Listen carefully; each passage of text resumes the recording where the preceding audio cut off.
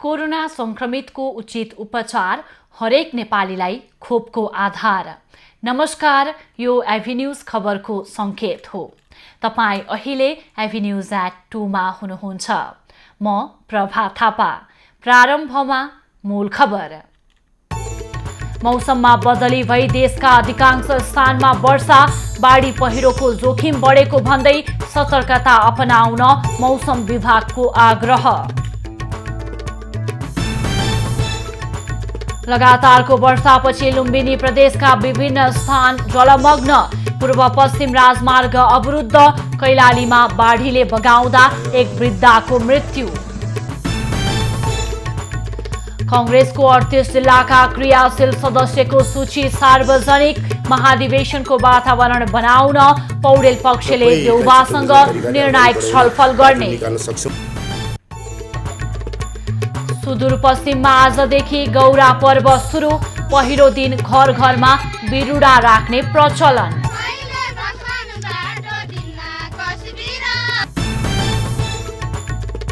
र काबुल विमानस्थल आक्रमणमा मृत्यु हुनेको संख्या 103 पुग्यो। विस्फोटमा संलग्नलाई खोजी खोजी मार्ने अमेरिकाको चेतावनी। अब खबरको सिलसिला प्रारम्भ गरौं देशभर वर्षा सम्बन्धी प्रसंगबाट। मनसुनी वायुको सक्रियताका कारण देशका अधिकांश स्थानमा वर्षा भइरहेको छ। आज दिउँसो देशभर सामान्यदेखि पूर्ण बदली रही धेरै स्थानमा वर्षा हुने मौसम पूर्वानुमान महाशाखाले जनाएको छ। मौसमविदका अनुसार केही दिन देशका धेरै ठाउँमा झरी पर्ने सम्भावना रहेको छ। प्रदेश 1, प्रदेश 2, बागमती, गण्डकी र लुम्बिनी प्रदेशका अधिकांश स्थानमा वर्षा हुने र कर्णाली र सुदूरपश्चिम प्रदेशका केही स्थानमा मेघ गर्जन र चट्याङसहित ठूलो वर्षाको सम्भावना रहेको मौसम पूर्वानुमान महाशाखाले जनाएको छ। कर्णाली प्रदेश र सुदूरपश्चिम प्रदेशको पहाडी क्षेत्र बाहेक देशैभर वर्षा भइरहेको मौसम पूर्वानुमान महाशाखाले जनाएको छ। रातभरको वर्षाले विभिन्न नदी र खोलामा बाढी आएको छ। रौतहटमा बागमती नदीले खतराको तह पार गरेको छ। चितवन र नवलपरासीमा नारायणी नदी, रूपन्देहीमा तिनाउ, कपिलवस्तुमा बाणगंगा, सिन्धुलीमा कोशी र बागमती नदीमा पनि पानीको सतह बढ्ने गरी ठूलो पानी परिरहेको बाढी पूर्वानुमान महाशाखाले जनाएको छ। नारायणी, कोशी, कर्णाली, महाकाली र यसका सहायक नदी तथा खोलाहरूमा पानीको बहाव बढ्ने भएकाले सतर्कता अपनाउन महाशाखाले आग्रह गरेको छ। लगातारको झरीले देशका विभिन्न नदी तथा खोलामा बाढी आएको छ भने पहाडी क्षेत्रमा पहिरो जान थालेको छ। वर्षासँगै पहिरो खसेपछि गैरातीदेखि अवरुद्ध मुङलिन नारायणगढ सडक खण्ड सुचारू भएको छ। नारायणगढ मुङलिन सडकको सेती दोभानमा खसेको पहिरो हटाएपछि बिहान 9:30 बजेबाट सवारी साधन सञ्चालनमा आएका हुन्। करिब 4 घण्टा लगाएर पहिरो हटाइएको ट्राफिक प्रहरीले जनाएको छ। त्यस्तै राजमार्गका अन्य स्थानमा खसेका पहिरो पनि हटाइएको प्रहरीले जानकारी दिएको छ। पहिरो हटेपछि रातिदेखि रोकिएको सवारी साधन गन्तव्यतिर लागेका छन्। सवारी सञ्चालनमा आए पनि पहिरो खस्ने जोखिम कायमै रहेको भन्दै प्रहरीले वैकल्पिक मार्ग प्रयोग गर्न सुझाव दिएको छ। हिजो बेलुकाबाट लगातार परेको वर्षाले लुम्बिनी प्रदेशका विभिन्न ठाउँको जनजीवन प्रभावित भएको छ। बुटवल देवदह सडक खण्डको घोडाहा स्थित पक्की पुल भासिदा पूर्व पश्चिम राजमार्ग अवरुद्ध भएको छ। पुल भासिएपछि राजमार्गमा गाडी ओहोर दोहोर गर्न सकेका छैनन्। प्रहरीले भासिएको पुलबाट सवारी साधन आवागमनमा रोक लगाएको छ। त्यस्तै नवलपरासीको रामग्राम नगरपालिकाको परासी बजार डुबाएको छ। बर्दघाट नगरपालिका 10 लन्डन ब्रिज स्थित राजमार्ग सडक खण्ड सरल गाउँपालिका 1 बासा भुताहा र सुनवल नगरपालिका 12 बढेरा स्थित डाइभर्सन बगाएपछि यातायात अवरुद्ध भएको छ। रूपन्देही देवदह नगरपालिका 9 स्थित गोडाहा खोलामा पुल भासिन जाँदा राजमार्ग सडक खण्ड अवरुद्ध छ। उता अर्घखाँची सिद्धगङ्गा नगरपालिका 12 बसेरी स्थित गोरुसुङ्गे सन्धिखर्क सडक खण्ड पनि अवरुद्ध भएको छ। वर्षासँगैको पहिरोले पाल्पा रम्बा गाउँपालिका 3 सीतापहाड स्थित सिद्धार्थ राजमार्ग सडक खण्ड पनि अवरुद्ध भएको छ। लगातार वर्षापछि खहरेहरूमा आएको बाढीले बीपी राजमार्ग आज बिहानदेखि अवरुद्ध भएको छ। राजमार्गको बर्दिवास सिन्धुलीमाडी खण्ड अन्तर्गत कमलामाई नगरपालिका 9 विमान क्षेत्रका खहरेहरूमा आएको बाढीले लचकामा ढुङ्गासहितको गेग्रान थुपार्दा राजमार्ग अवरुद्ध बनेको प्रहरीले जनाएको छ। 6 वटा भन्दा बढी खहरेमा आएको बाढीले ठूलो परिमाणमा गेग्रान थुपारेकाले मेसिन मार्फत हटाउने पहल भइरहेको छ। उता पहिरो खस्दा मध्य पहाडी लोकमार्गको खुरकोट खुर्मी खण्ड समेत अवरुद्ध बनेको छ। गोलन्जोर र फिकल गाउँपालिकामा आधा दर्जन भन्दा बढी ठाउँमा साना ठूला पहिरो खसेर लोकमार्ग अवरुद्ध बनेको प्रहरीले जनाएको छ। त्यस्तै मदन भण्डारी राजमार्गको सिन्धुली माडी हरिहरपुर गढी खण्डमा पहिरो खस्दा सडक अवरुद्ध बनेको छ। हरिहरपुर गढीको हाकपारा नजिक ठूलो पहिरो खसेकाले राजमार्ग अवरुद्ध बनेको छ। गैराती परेको अविरल वर्षाका कारण बर्दियाको ओराली बजार र ठाकुरद्वारा जोड्ने ओराई पुलमा क्षति पुगेको छ। मधुवन नगरपालिका वडा नम्बर 1 र 2 कुस्मिनियामा रहेको पुलको पश्चिमतर्फको स्पान भासिएपछि आवागमन अवरुद्ध भएको जिल्ला प्रहरी कार्यालय बर्दियाले जानकारी दिएको छ। वर्षाका कारण स्पान अड्याउने माटो बगाउँदा पुलमा क्षति पुगेको हो। क्षतिग्रस्त पुलमा थप दुर्घटना हुन नदिन आवागमन बन्द गरिएको प्रहरीले जनाएको छ र यो विषयमा थप जानकारी दिन हाम्रो टेलिफोन सम्पर्कमा हुनुहुन्छ हाम्रा संवाददाता दुर्गा आचार्य। दुर्गा, अविरल वर्षाका कारण बर्दियाको ओराली बजार र ठाकुरद्वारा जोड्ने ओराई पुलमा क्षति पुगेको छ र थप दुर्घटना हुन नदिन आवागमन बन्द गरिएको भनेर जानकारी प्राप्त भएको छ। पछिल्लो अवस्था के छ, कसरी सवारी आवागमनलाई चलायमान बनाइएको छ, यो विषयमा जानकारी गराउनुस् न। पर्वा गैरातीको अविरल वर्षाका कारण यो बर्दियाको ओराली बजार डल्ला होमस्टे र पर्यटकीय नगरीय ठाकुरद्वारा जोड्ने ओराई नदीमा बनेको पुल क्षति पुगेको छ। आवागमन ठप्प छ। पुलबाट यातायात पैदल यात्रु समेत हिँड्न सक्ने अवस्था रहेको छैन। यसका कारण सदरमुकाम गुलरियाबाट ठाकुरद्वारासम्म पुग्नको लागि छोटो मार्गको रूपमा प्रयोग गरिने यो पुल पूर्वपट्टिको भागमा रहेको स्पान सपोर्ट कटान हुँदाखेरि पुलमा क्षति पुगेको छ। पर्वा दुर्गा, वैकल्पिक बाटोको रूपमा कुन बाटोलाई लिएको छ या सवारी आवागमन पूर्ण रूपमा रोकिएको छ, यो विषयमा के छ भने हिजो रातिदेखिको वर्षाका कारण विभिन्न ठाउँमा डुबान रहेको भनेर पनि जानकारी प्राप्त भएको छ। विभिन्न ठाउँमा बर्दियाको पछिल्लो अवस्था के छ, बर्दियाको हकमा के छ? बर्दियामा पनि बर्दियाको बबई नदी कर्णाली नदीहरूमा पानीको बहाव बढ्दै गएको छ। यद्यपि बाढी त आएको छैन, पानी बढ्ने क्रम चाहिँ जारी छ। पानी अहिले पनि मौसम खराब नै देखिरहेको छ र यो ओराई पुलबाट यातायात अवरुद्ध भइसकेपछि पूर्व पश्चिम राजमार्ग अन्तर्गतको ठाकुरद्वारा मार्गबाट ठुला सवारी साधनहरू आफ्नो गन्तव्यमा गएका छन् भने यस मार्गलाई अहिले थप जोखिम नहोस् भनेर जिल्ला प्रहरी कार्यालय बर्दियाका प्रहरी उपरीक्षक ईश्वर कार्की सहितको टोलीले त्यस क्षेत्रलाई अहिले आवागमन अवरुद्ध गरेको छ। प्रभा, धन्यवाद दुर्गा। र पछिल्लो अध्यावधिका लागि फेरि यहाँसँग हामी जोडिनेछौँ। उहाँ हुनुहुन्थ्यो हाम्रा संवाददाता दुर्गा आचार्य। गैराती परेको अविरल वर्षाका कारण बर्दियाको ओराली बजार र ठाकुरद्वारा जोड्ने ओराई पुलमा क्षति पुगेको छ र थप दुर्घटना हुन नदिन आवागमन बन्द गरिएको भनेर जानकारी प्राप्त भएको छ र अहिले पनि मौसमी अवस्था उस्तै रहेको र मौसमी अवस्थामा खासै फरक नआएको भनेर जानकारी प्राप्त भएको छ भने वर्षाका कारण स्पान अड्याउने माटो बगाउँदा पुलमा क्षति पुगेको भनेर जानकारी गर्नुहुँदै थियो हाम्रा संवाददाता दुर्गा आचार्यले।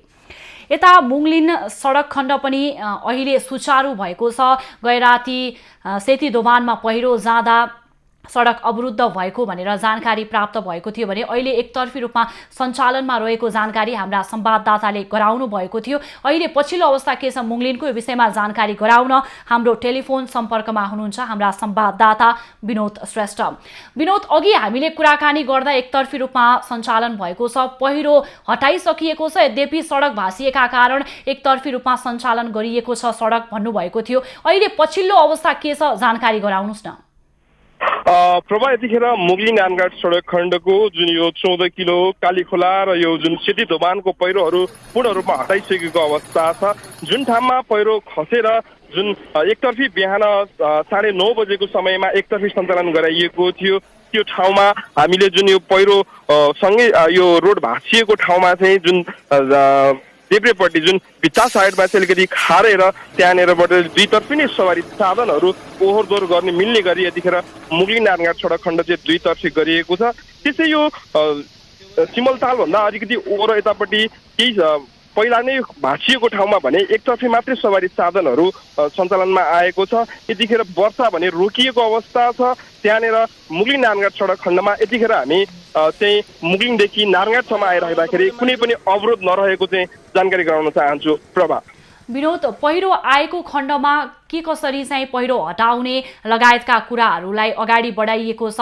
योभन्दा अगाडि पनि धेरै ठाउँमा पहिरो जाने गरेको छ मुगलिन नारायणगढ सडक खण्डको र बेलुकाको समयमा थप जोखिम नहोस् भनेर त्यहाँ सक्रियता प्रहरीको सक्रियता लगायत सावधानी अपनाउने गरिएको छ। आज के कसरी जानकारी गराइएको छ सवारी चालक लगायतका व्यक्तिहरूलाई? यो विषयमा पनि जानकारी गराउनुहोस् न। पक्कै पनि प्रभा, यो जुन वर्षा भएसँगै यो मुगलिन नानघाट सडक खण्डमा चाहिँ पहिरो झरिराख्ने भएको कारणले गर्दाखेरि सडक डिभिजन कार्यालय भरतपुरले त्यस्ता पहिरो झर्न सक्ने जोखिम क्षेत्रहरूमा चाहिँ मेसिनहरू राखिएको अवस्था छ जहाँ चाहिँ पहिरो झर्न बित्तिकै चाहिँ ती पहिरोहरूलाई हटाएर राजमार्ग सञ्चालनमा ल्याउन सकियोस् भनेर। त्यस्तै जो पनि यात्रुहरू यो बाटो भएर हिँड्नुहुन्छ उहाँले यो अपडेट लिएर राजमार्गको अवस्थाको बारेमा जानकारी लिएर मात्रै अपडेट गर्नुहोला। सकेसम्म वर्षाको समयमा चाहिँ यो राजमार्ग भएर यात्रा नगर्नको लागि पनि प्रहरीले चाहिँ अनुरोध गरिरहेको अवस्था छ। प्रभा, जुन यो 14 किलो र त्यस्तै यो सेती दोभानमा चाहिँ पहिरो जतिखेर पनि खस्न सक्ने भएका कारणले गर्दाखेरि ती ठाउँमा चाहिँ नेपाल प्रहरी त्यस्तै ट्राफिक प्रहरी र सडक डिभिजन कार्यालयले 2वटा मेसिनहरू चाहिँ त्यो ठाउँमा राखिरहेको अवस्था छ। प्रभा, धन्यवाद विनोद। र पछिल्लो अध्यावधिका लागि यहाँसँग हामी फेरि जोडिनेछौँ। उहाँ हुनुहुन्थ्यो हाम्रा संवाददाता विनोद श्रेष्ठ।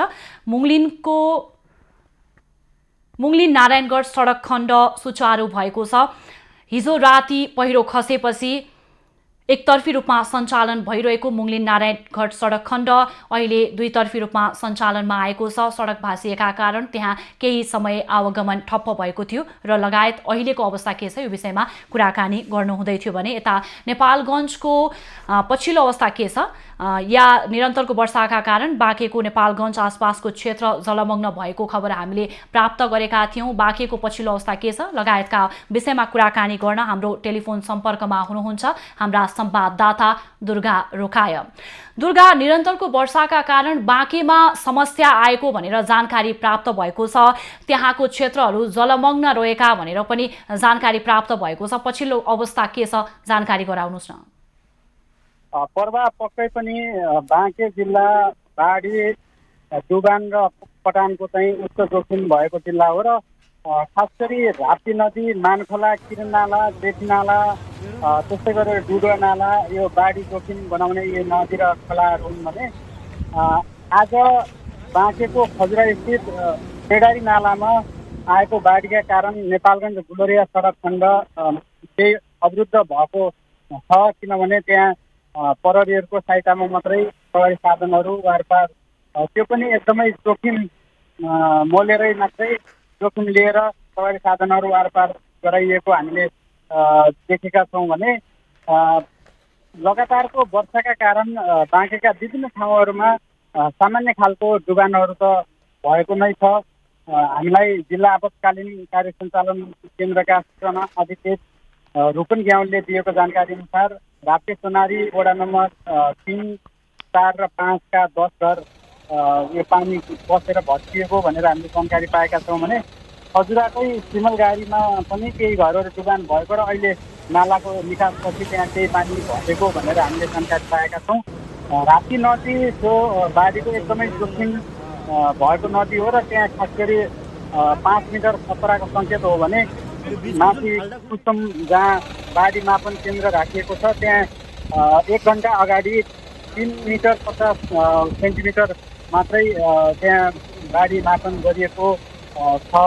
त्यस कारणले पनि खतराको सङ्केतमा पुगिसकेको अवस्था छैन। पर्वा दुर्गा, पानीको सतह बढेसँगै राप्ती नदीको तल्लो तटीय क्षेत्रका बासिन्दाहरूलाई उच्च सतर्कता अपनाउन भनिएको छ। डुबानको जोखिममा रहेको भनेर पनि भनिएको छ। उच्च सतर्कता अपनाउनुको साथसाथै स्थानान्तरणको विषय पनि उठाइएको छ भन्ने हामीले खबर प्राप्त गरेका थियौँ। यो विषयमा चाहिँ के छ? पक्कै पनि धेरै माथि लगभग 400-500 15-20 किलोमिटर माथि जुन कुसुम क्षेत्र छ, कुसुम क्षेत्रमा बाढी आइसकेपछि तल्लो तटीय क्षेत्र राप्ती नदीको तल्लो तटीय क्षेत्रमा यसले प्रभाव पार्ने गर्छ र यो सूचना चाहिँ जिल्ला प्रशासन मार्फत जिल्ला विपद व्यवस्थापन समिति मार्फत त्यो सूचना प्रवाह गरिएको छ। किनभने तपाईँ जोखिममा हुनुहुन्छ भनेर मात्रै सूचना जारी गरिएको छ। खतराको सङ्केतमा यति बेला पुगिसकेको अवस्था छैन राप्ती नदीको सतह, त्यस कारणले त्यति धेरै जोखिम त छैन।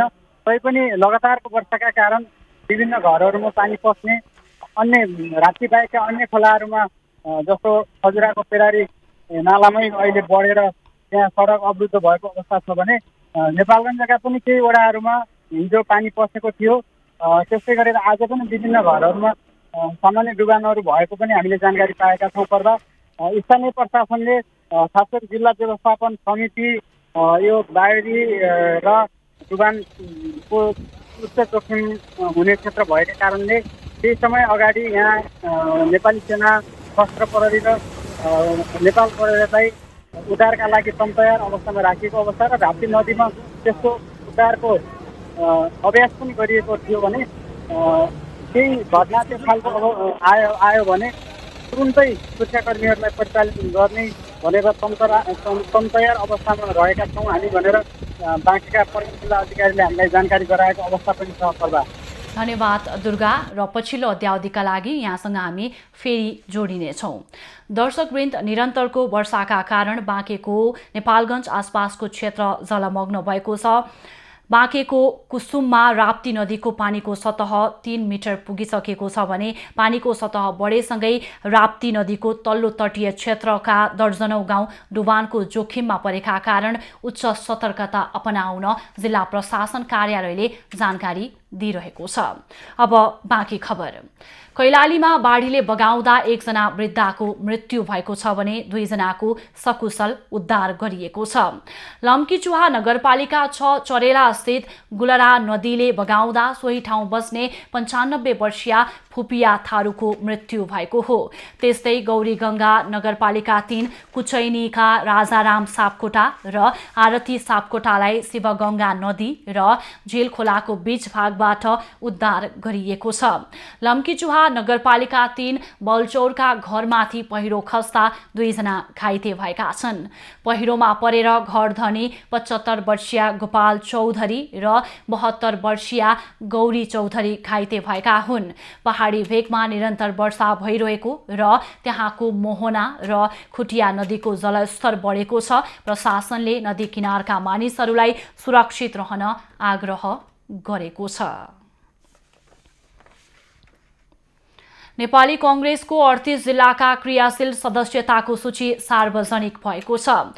कांग्रेस महामन्त्री पूर्णबहादुर खड्काले निर्वाचन समितिलाई क्रियाशील सदस्यको सूची बुझाएसँगै ती सार्वजनिक भएको हो। निर्वाचन समितिका संयोजक महादेव यादवले सूची बुझिसकेको जानकारी दिएका छन्। क्रियाशील सदस्यताको सूची सार्वजनिक भएसँगै ती जिल्लामा अधिकृत खटाउने काम समेत सुरु भएको कांग्रेसले जानकारी दिएको छ। सदस्यताको सूची सार्वजनिक भएका जिल्लाहरूमा अधिकांश पहाडी जिल्ला रहेका छन्। तराईका जिल्लामध्ये झापा, रूपन्देही, नवलपरासी, कञ्चनपुर लगायतको मात्रै सूची सार्वजनिक भएको छ। प्रदेश 2 का कुनै पनि जिल्लाको क्रियाशील सदस्यता विवरण सार्वजनिक गरिएको छैन। सबै जिल्लाको क्रियाशील सदस्यताको सूची सार्वजनिकको माग गर्दै जिल्ला सभापतिहरूले अनसन भने सानेपामा जारी राखेका छन्। कांग्रेसले 14औं महाधिवेशन अन्तर्गत भदौ 18 गते ओडा अधिवेशन गर्दैछ। यसैबीच नेपाली कांग्रेसको पौडेल समूहले महाधिवेशन प्रक्रियामा देखिएका व्यवहारिक कठिनाई समाधानका लागि पहल गर्ने निर्णय गरेको छ। पूर्व महामन्त्री प्रकाश मानसिंहको चाक्सीबारी स्थित निवासमा बसेको पौडेल पक्षका नेताहरूको बैठकले तोकिएकै मितिमा महाधिवेशन गर्ने वातावरण बनाउन सभापति शेरबहादुर देउवासँग निर्णायक छलफल गर्ने निर्णय गरेको हो। जस्तो सुकै कठिनाइका बावजुद पनि पार्टीको महाधिवेशन हामी सबैलाई चित्त बुझ्ने तरिकाले अगाडि बढाउने बाटो निकाल्न सक्छौँ भन्ने सभापतिसँग कुरा गर्न बाँकी रहँदै हामीले विश्वास समाधान निकाल्न सक्छौँ भने विश्वास नगरिकन अगाडि बढ्नु उचित हुन्न। बैठकले क्रियाशील सदस्यता सम्बन्धी विवाद यथाशीघ्र टुङ्ग्याएर सबै जिल्लामा भदौ 18 गते नै वडा अधिवेशन गर्नुपर्ने निष्कर्ष पनि निकालेको छ। पार्टी महाधिवेशनको पहिलो प्राथमिकता मतदाता नामावली रहेकाले क्रियाशील सदस्यको नामावली तत्काल सार्वजनिक गर्नुपर्ने माग आफूहरूको रहेको कांग्रेसका नुवाकोट जिल्ला सभापति जगदीश नरसिंह केसीले बताएका छन्। पार्टीलाई वैधानिक रूपले कब्जा गर्ने षड्यन्त्र रचिएको छ। त्यो विरुद्धमा हाम्रो रिले अनसन 3 दिनदेखि निरन्तर रूपले चल्दै आएको छ। यही विषयमा हामीले नेताहरूका बीचमा पनि राख्यौँ। हाम्रो अनसन अहिले पनि जारी छ। हामी न्यायका लागि लडिरहेका हौँ। आम 8,52,000 नेपाली कांग्रेसका क्रियाशील साथीहरूको पक्षमा लडेका हौँ। कांग्रेस क्रियाशील सदस्यको विवाद मिलिसकेको भनिए पनि पौडेल पक्षका जिल्ला सभापतिहरूले पार्टी केन्द्रीय कार्यालय सानेपामा धरना तथा अनसन सहितका आन्दोलनका कार्यक्रम गरिरहेका छन्। उनीहरूले क्रियाशील सदस्यता विधि र विधान अनुसार सच्याएर सूची अविलम्ब सार्वजनिक गर्नुपर्ने लगायतका माग राखेका छन्। पूर्व प्रधानमन्त्री केपी ओलीको पालामा गत मङ्सिरमा जारी भएको संवैधानिक परिषद सम्बन्धी अध्यादेश र त्यसको आधारमा नियुक्त पदाधिकारी विरुद्ध परेको रिट पेशीमा चढेको छ। प्रधान न्यायाधीश चोलेन्द्र शमशेर जवरालाई समेत विपक्षी बनाइएको सो रिट शुक्रबार सुनवाईका लागि पेशीमा चढेको हो।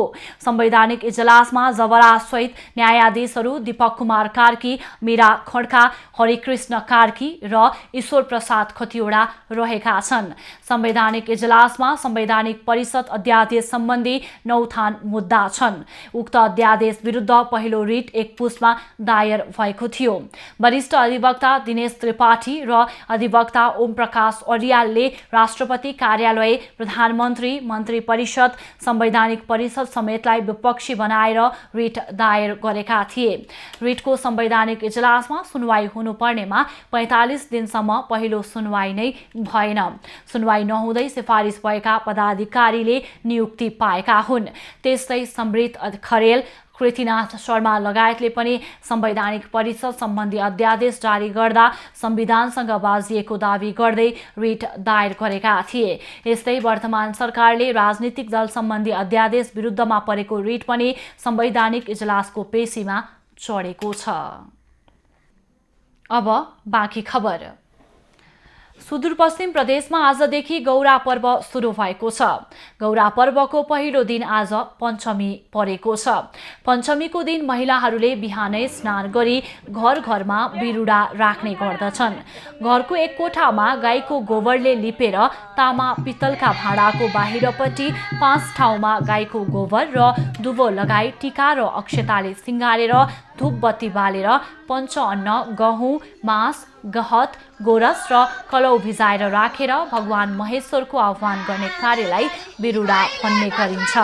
आजको दिन महिलाहरूले गीतहरू गाउँदै गाउँका पँधेरो खोला नदीको मुहानमा बिरुडा भिजाउँछन् भने पञ्च वनस्पतिको पुतला बनाएर पँधेरोमा राखी पूजा गर्ने र बिरुडा लिएर मङ्गल गीत गाउँदै घरमा ल्याएर राख्ने गर्दछन्।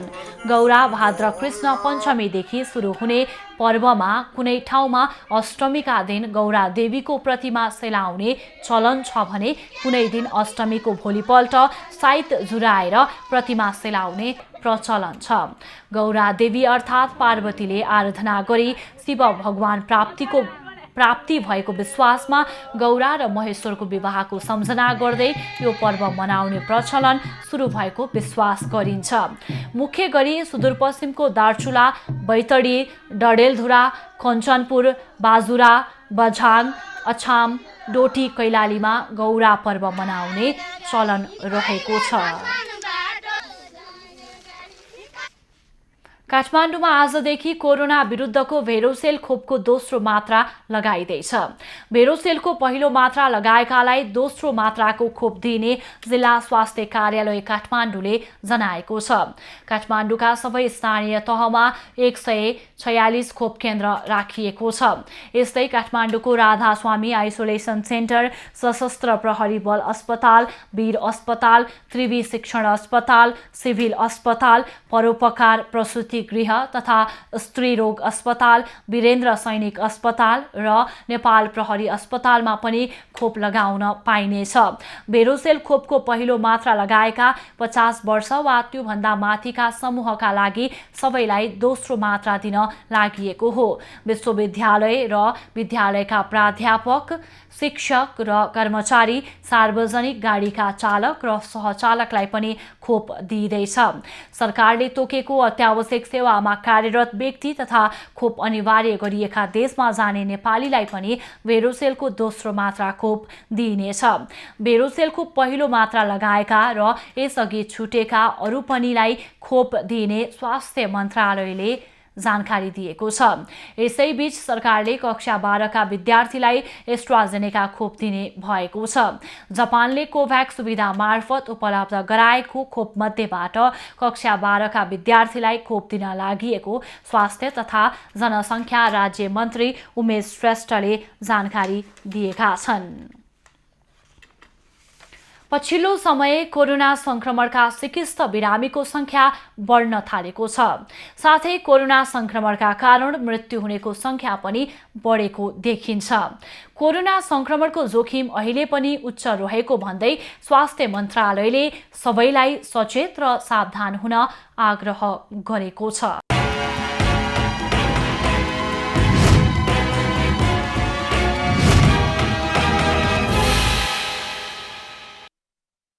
स्वास्थ्य मन्त्रालयको तथ्याङ्क केलाउने हो भने अहिले पनि दैनिक 2 देखि 4 हजारको हाराहारीमा कोरोना संक्रमित थपिने गरेका छन्। यसैगरी कोरोना संक्रमणबाट मृत्यु हुनेको संख्या हेर्ने हो भने दैनिक 30 देखि 40 जना भन्दा बढी देखिन्छ।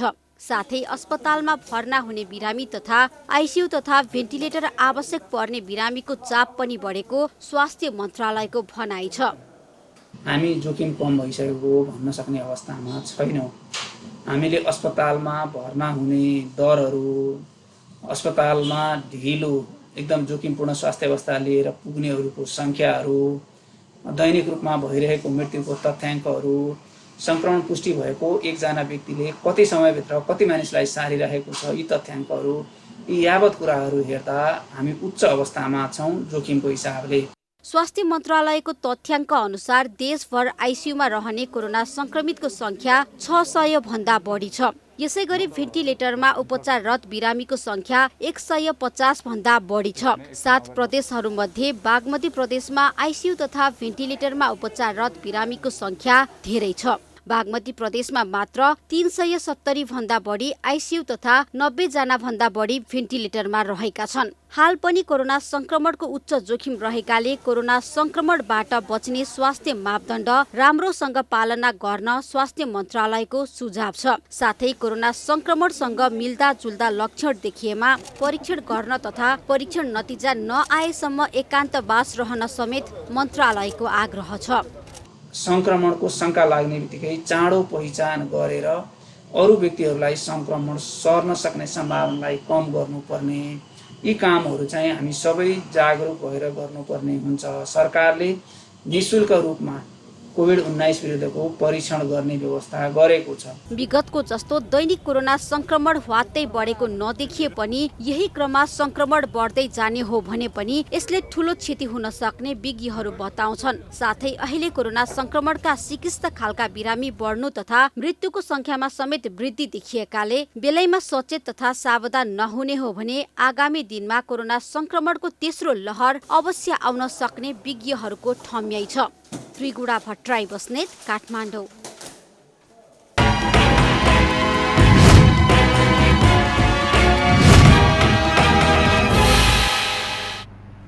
जिल्ला आयुर्वेद स्वास्थ्य केन्द्र सिराहामा उपचार गराउन पुग्ने बिरामीको संख्या बढेको छ।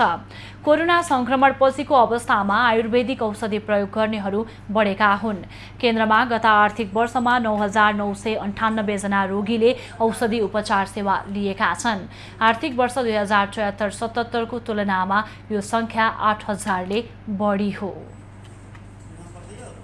76-77 मा बिरामी संख्या जम्मा 1800 थियो भने अब 2077-78 मा बिरामी संख्या 9,998 रहेको छ। सबैभन्दा बढी बिरामी पेट सम्बन्धी रोगका बिरामीले उपचार सेवा लिएका छन्।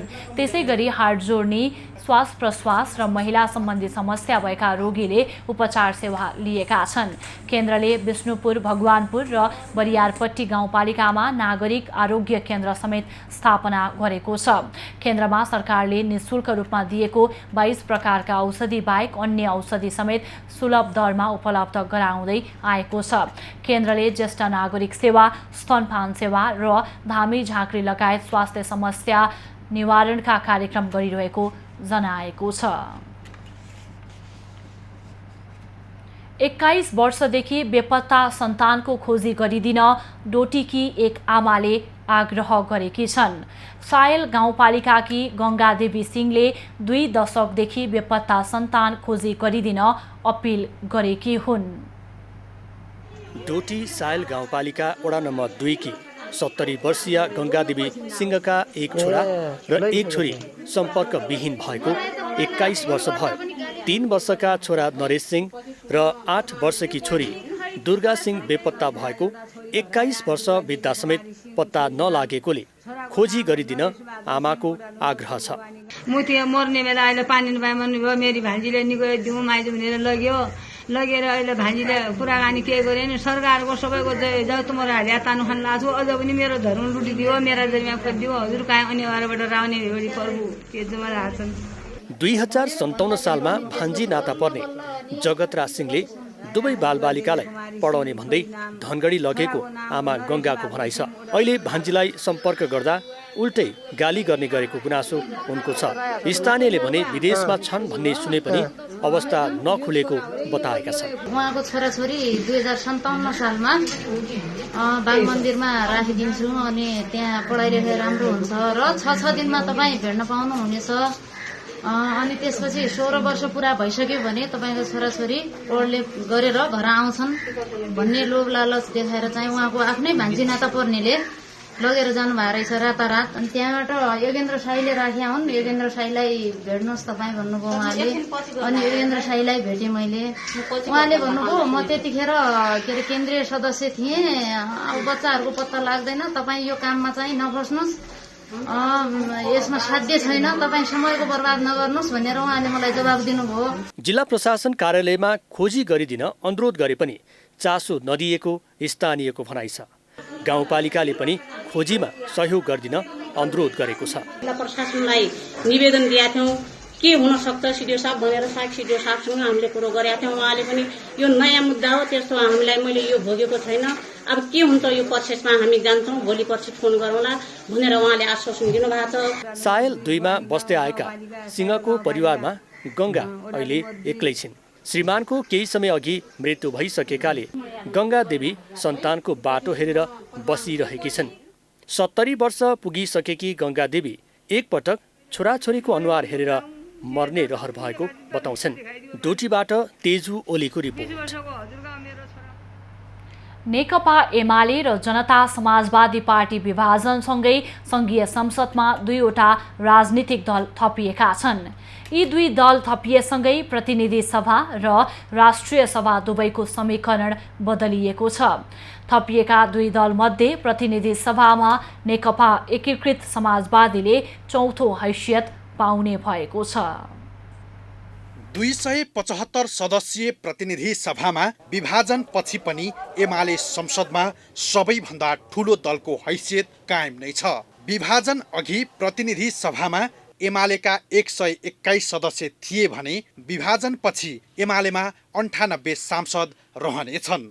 दोस्रो ठूलो दल कांग्रेसका 63 जना सांसद मध्ये 2 जना निलम्बनमा छन्। तेस्रो ठूलो दल माओवादी केन्द्र यथावत रहनेछ।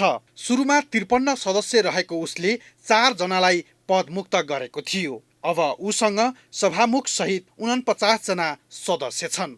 विभाजन पछि चौथो ठूलो दलको हैसियत नेकपा एकीकृत समाजवादीले पाउने भएको छ। सो पार्टीसँग 23 सांसद छन्। विभाजन गर्दा प्रतिनिधि सभाका 23 सांसदले शनाखत गरेका थिए। थप 4 जना सांसदले पनि शनाखतका लागि निवेदन दिएका थिए। त्यसलाई भने निर्वाचन आयोगले अस्वीकार गरेको थियो। जसपा विभाजन भएसँगै उसँग 20 सांसद कायम भएका छन्। त्यसमध्ये 1 जना हरिनारायण रौनिहार निलम्बनमा परेका छन्। अब ऊ सांसदको 5औं ठूलो दल भएको छ। जसपा विभाजित भएर लोकतान्त्रिक समाजवादी पार्टीसँग 14 सांसद हुने भएका छन्। तीमध्ये 1 जना रेशम चौधरी निलम्बनमा छन्। यो दल प्रतिनिधि सभाको 6औं दल हुनेछ। यसबाहेक संसदमा राष्ट्रिय जनमोर्चाका 1, नेमकिपाका 1, राप्रपाका 1 र स्वतन्त्र सांसद 1 जना छन्। 2 दलको विभाजन अघि राष्ट्रिय सभाको समीकरण पनि बदलिएको छ। पहिलो दल एमालेका तर्फबाट राष्ट्रिय सभा अध्यक्ष र राष्ट्रपतिबाट मनोनित 2 सांसद सहित 33 जना सांसद थिए। विभाजन पछि एमाले 26 सिटमा खुम्चिएको छ। त्यस्तै राष्ट्रिय सभामा दोस्रो हैसियतमा रहेको माओवादी केन्द्रबाट राष्ट्रिय सभामा उपाध्यक्ष र राष्ट्रपतिबाट मनोनित सहित 15 जना छन्। त्यस्तै कांग्रेसका 7 जना र जसपाका 3 जना सांसद थिए। त्यस्तै 1 जना स्वतन्त्र सांसद छन्। नयाँ दल नेकपा एकीकृत समाजवादी पार्टी दोस्रो ठूलो दल हुने भएको छ। सांसद संख्याको आधारमा यो पार्टी र कांग्रेससँग बराबर 7-7 जना सांसद छन्। तर स्वतन्त्र सांसद खिमलाल देवकोटा पनि नेपाल निकट भएकाले नेकपा एकीकृत समाजवादी तेस्रो दल हुने निश्चित छ। राष्ट्रिय सभामा चौथो ठूलो पार्टी कांग्रेस हुनेछ। उसका 7 जना सांसद यथावत छन्। जसपासँग अब 2 सांसद बाँकी छन्। त्यस्तै जसपा विभाजित भएर गठन भएको लोकतान्त्रिक समाजवादी पार्टीसँग भने 1 सांसद छन्।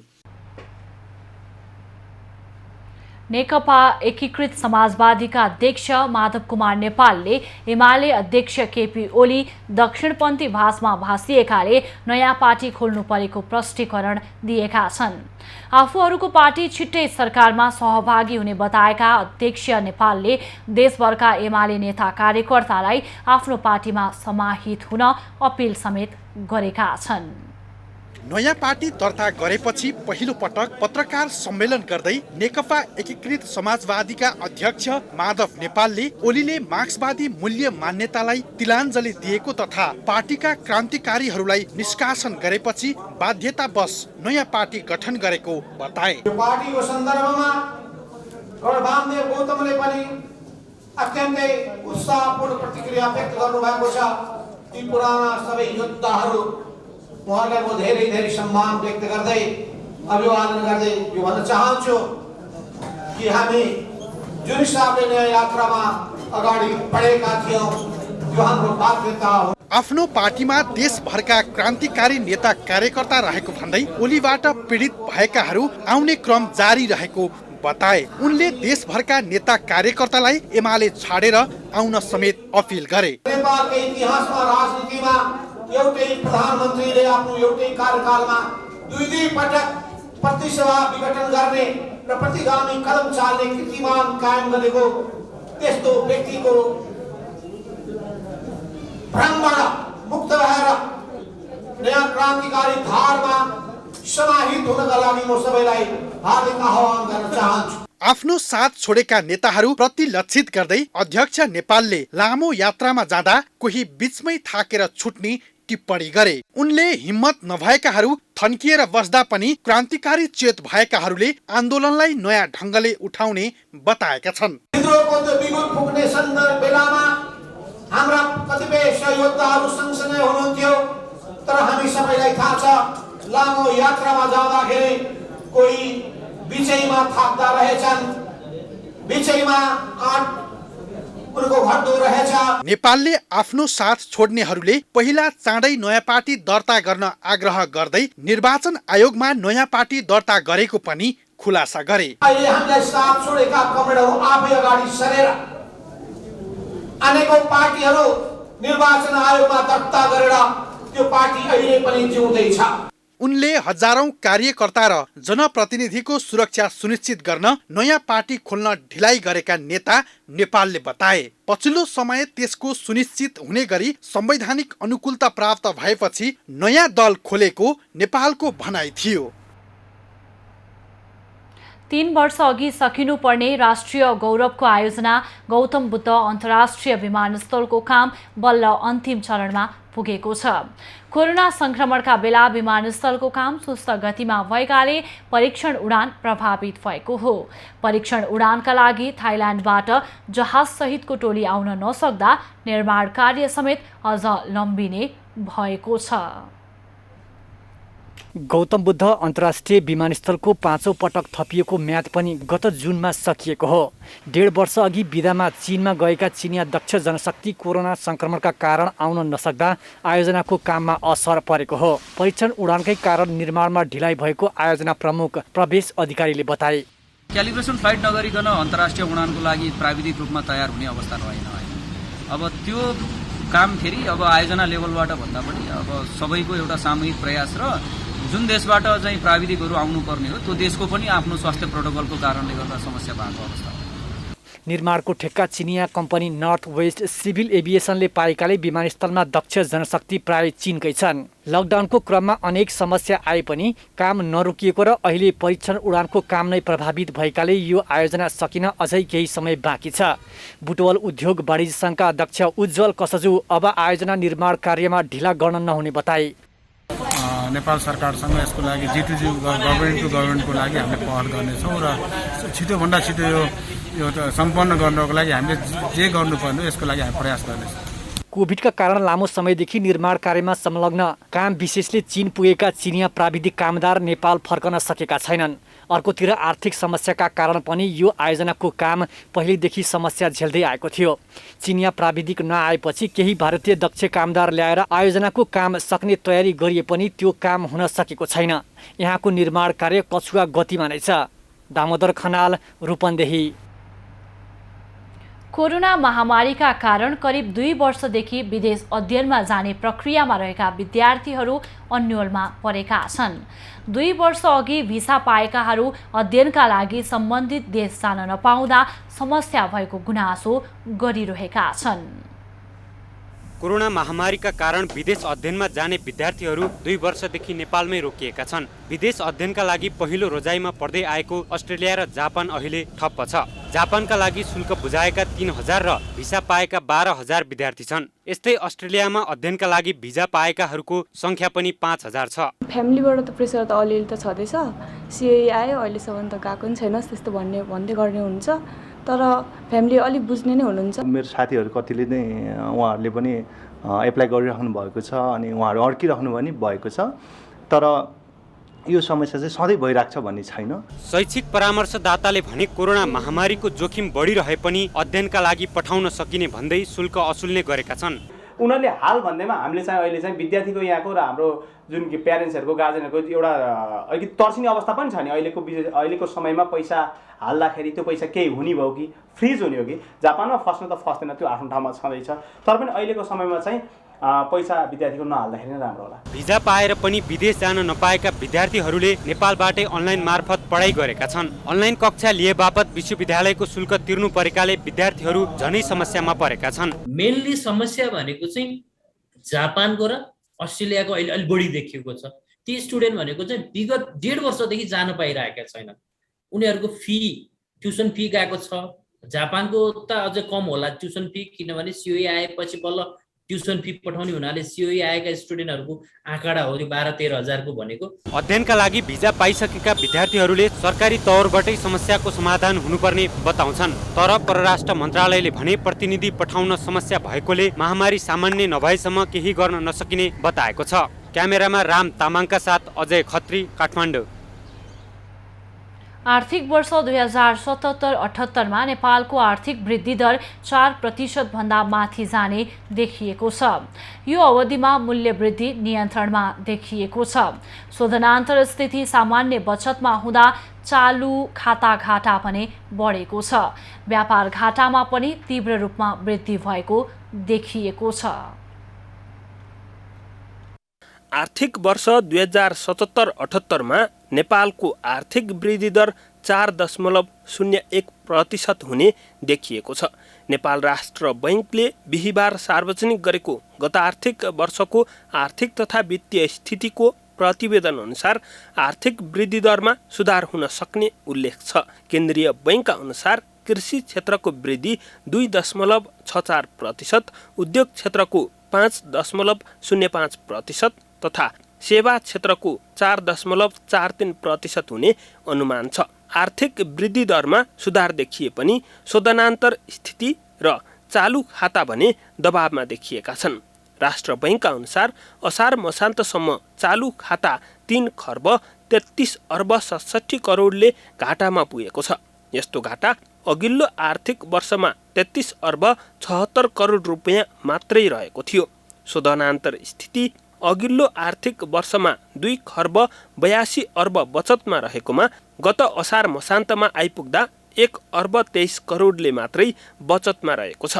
गत वर्ष व्यापार घाटा 27.3% ले बढेर 13 खर्ब 98 अर्ब 71 करोड पुगेको छ। यस्तै निर्यात 44.44% ले बढेर 1 खर्ब 41 अर्ब पुगेको छ।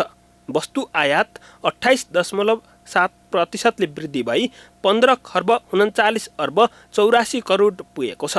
समग्रमा व्यापार घाटा विगतमा भन्दा बढेको प्रतिवेदनमा उल्लेख छ। विदेशी विनिमय सञ्चितमा पनि कमी आएको छ। अघिल्लो आर्थिक वर्षको अन्त्यमा 44 खर्ब 1 अर्ब 84 करोड विदेशी विनिमय सञ्चित रहेकोमा 2078 असारमा आइपुग्दा 13 खर्ब 79 अर्ब 3 करोड कायम भएको छ। हाल कायम सञ्चितले 10 महिनाको वस्तु तथा सेवा आयात धान्न पर्याप्त रहने देखिन्छ। विप्रेषण आप्रवाह भने 9.8% ले वृद्धि भई 9 खर्ब 61 अर्ब 5 करोड पुगेको छ। यो अवधिमा उपभोक्ता मुद्रास्फीति 3.6% मा झरेको पनि प्रतिवेदनमा उल्लेख छ। अघिल्लो आर्थिक वर्षमा मुद्रास्फीति 6.15% रहेको थियो। पाल्पाको रामपुर नगरपालिका 4 खोपटार स्थित 200 वर्ष पुरानो ऐतिहासिक पार्टी भवनको पुनर्निर्माण सुरु भएको छ। 2072 को भूकम्पले क्षतिग्रस्त पुर्याएको पार्टी भवनको पुरातत्व विभाग मार्फत पुरानै शैलीमा पुनर्निर्माण थालिएको हो। लक्ष्मी नारायण गुठीको स्वामित्वमा सञ्चालनमा आएको धर्मशालाको पार्टी भवन तत्कालीन समयमा बटुवाहरूलाई घाँस र बाँसको व्यवस्था गर्न तुलसीराम रेग्मीले 1889 अघि नै निर्माण गरेका थिए। केलादी घाट नाका भएर बटौली तथा भारत जाने पर्वत, बागलुङ, तनहुँ, स्याङ्जा, नवलपरासी सहित यस क्षेत्रका बटुवाहरूको लागि निर्माण गरिएको ऐतिहासिक पार्टीलाई भूकम्पले थप क्षति गरेको थियो। अलपत्र परेको पार्टी पुरानै शैलीमा निर्माण सुरु भएको हो। निर्माण सुरु भएसँगै स्थानीय तथा सरोकारवालाहरू खुसी भएका छन्। पहिलाको जस्तै पार्टी बनोस्, बन्न लागेछ, यो म पनि खुसी छु। धर्म हो, हाम्रो संस्कृतिमा धर्म भनिन्छ, बन्न लागेको खुसी छु। लक्ष्मी नारायण गुठी मार्फत सञ्चालन भएको पार्टी मार्फत विगतमा बटुवालाई आश्रय प्रदान गर्ने गरिन्थ्यो। साथै पुर्खाहरूले गुठीको अन्न भण्डार गरी अप्ठ्यारोमा परेको मानिसहरूलाई खाद्यान्न सहयोग गरेको ज्येष्ठ नागरिकहरू अझै स्मरण गर्छन्। अब तीर्थयात्रुहरू आउँदाखेरिमा बिखर्ती भएर बस्यो भनेदेखि यहाँबाट चाहिँ नि खाना दिएर उनीहरूको गन्तव्य ठाउँमा पुग्न ठाउँसम्मलाई चामल पनि दिएर पठाएको। यो कुरो चाहिँ नि अरूलाई थाहा छैन। धर्मदास भन्ने छन्, धर्मदास चाहिँ पौवाली थिए, धर्मदासको बुवा बैरागी, उनलाई थाहा छ। पार्टी भवन पुनर्निर्माणले धार्मिक, सांस्कृतिक तथा पर्यटनमा थप टेवा मिल्ने रामपुर नगरपालिकाले अपेक्षा गरेको छ। साथै नगरले पुनर्निर्माणसँगै यसको संरक्षण तथा प्रवर्धनको लागि थप प्रयत्न गर्ने जनाएको छ। रामपुर नगरपालिकाले यसको चाहिँ प्रचार प्रसार गर्ने, यसको महत्त्वको विषयमा चाहिँ ध्यान दिएर यहाँ यसको चाहिँ मतलब संरक्षण गर्नको लागि र यहाँ यो ठाउँको चाहिँ मतलब यो यसको चाहिँ महत्त्व बुझाउनको लागि जुन किसिमको एउटा प्रयत्न गर्नेछ त्यो जहिले पनि गर्नेछ। 2072 सालभन्दा अगाडि खासै त्यसो चाहिँ जीर्ण भएको थिएन। 2050 सालमा मर्मत गरिएको थियो भने 2072 सालको भूकम्पले त्यसलाई पूर्ण क्षति गराएपछि पुरातात्विक विभागको सहयोगमा नेपाल सरकारको लागतमा 3 करोड 6 लाखमा यो चाहिँ भवन चाहिँ बन्दैछ। लक्ष्मी नारायण पार्टी जस्तै अन्य पुराना सांस्कृतिक धरोहरहरू हाम्रा प्राचीन सभ्यताका पहिचान हुन्। ऐतिहासिक एवं पुरातात्विक महत्त्वको सम्पदाको पहिचान गरी संरक्षण र प्रवर्धनमा ध्यान दिन जरुरी छ। इमान सिंह राणा, पाल्पा। अब पालो आइभी न्यूज एट मौसमको।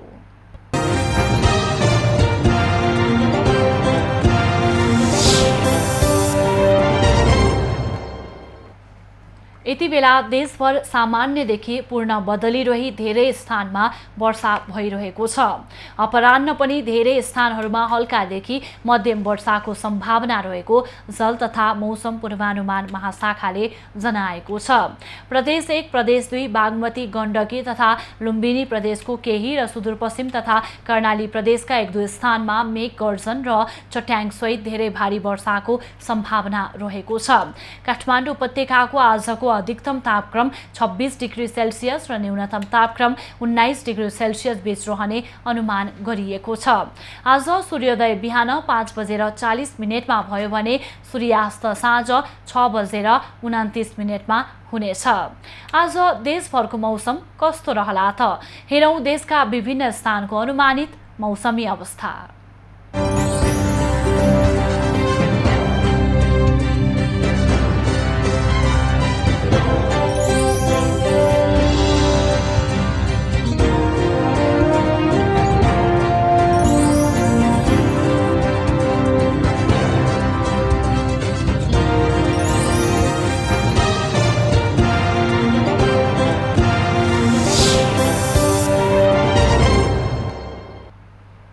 अहिलेलाई खबरको क्रम यति नै।